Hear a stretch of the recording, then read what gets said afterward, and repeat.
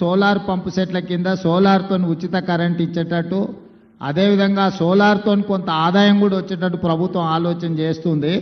ఇది రైతులందరూ కూడా మీలాంటి వాళ్ళ అవగాహన కల్పిస్తే మనకు చాలా ప్రయోజనము ఉంటుంది. భవిష్యత్తులో ప్రభుత్వం తీసుకొచ్చే కార్యక్రమాలను రైతులకు చేరవేసేటట్టు చూడండి. సోలార్ పంపు సెట్లు, సోలార్తోనే వ్యవసాయ పంపులు, మోటార్లు నడిచేటట్టు చేసుకుంటే మనకు చాలా ప్రయోజనం ఉంటుంది. అదేవిధంగా మీ దగ్గర మిర్చి, ఈ కాటన్ ఎక్కువ ఉంటుంది, ఆ రైతులకు కూడా ఇబ్బంది జరగకుండా దాని మీద కూడా కొంచెం అవగాహన కల్పించండి రైతులకు.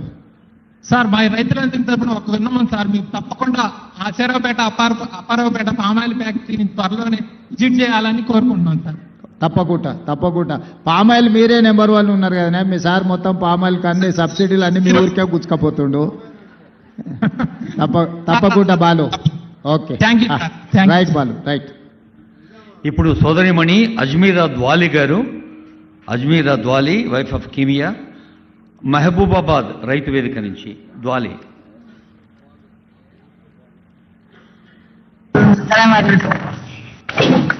నమస్తే సార్. నమస్తే అమ్మా. నమస్కారం. జమలపల్లి మండలం, జమలపల్లి సార్, వైబాద్ మండలం నుంచి మాట్లాడుతున్నా సార్. నేను చెప్తాలి. నాకు మిర్చి పండింది, 1,65,000 మాపేయింది సార్. 1,60,000 మాపేయింది సార్. 1,80,000 అయిందా? నేను మిర్చి పండిస్తున్నా సార్. 1,80,000 అయినా రుణమాఫీ? రుణమాఫీ అయింది సార్. ఓకే, సంతోషం. 1,60,000 అయింది సార్. 65,000 పైసలు ఇచ్చిన బట్టి సార్ గారికి ఒకసారి నమస్కారం చెప్పు. అట్లాగా తల్లి, పైసలు ఇచ్చిన బట్టి సార్కి ఒకసారి నమస్కారం చెప్పు, లేకపోతే నా మీద కోపం అవుతాడు మళ్ళా. పైసలు ఇచ్చింది నేనైతే నమస్కారం నీకు చెప్తుంది అక్కేందని. సంతోషం తల్లి, సంతోషం.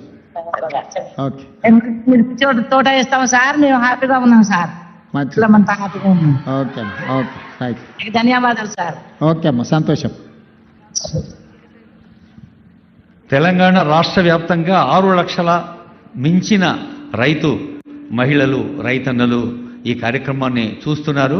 ప్రత్యక్షంగా నేరుగా గౌరవ ముఖ్యమంత్రి, గౌరవ ఉప ముఖ్యమంత్రి, యావత్ తెలంగాణ రాష్ట్రం మంత్రివర్గం అంతా ఉంది.